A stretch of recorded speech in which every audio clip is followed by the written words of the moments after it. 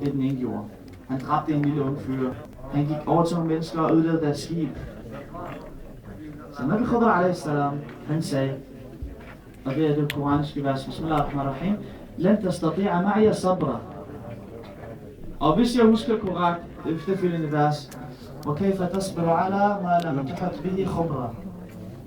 Du kan ikke vente, du har ikke tålmodighed med mig, og hvordan skal du have tålmodighed med noget, du ikke har erfaring med? Se, erfaring.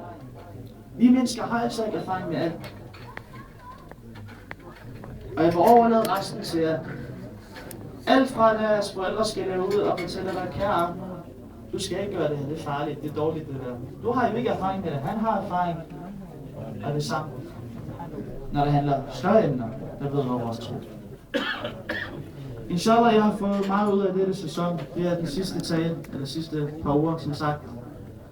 Og jeg vil egentlig råde jer alt sammen til at spekulere på tingene, som Allah subhanahu wa ta'ala sagde. Tafakkaru fi khalqis samawati, at spekulere på alt. Spørg egentlig.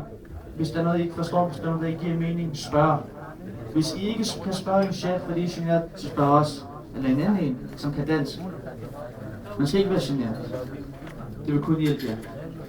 وآخر دعوانا أن الحمد لله رب العالمين وذلك ومن يعظم شعائر الله فإنها من تقوى القلوب والصلاة والسلام على محمد وآله الطيبين الطاهرين. اللهم صل على محمد وآل محمد.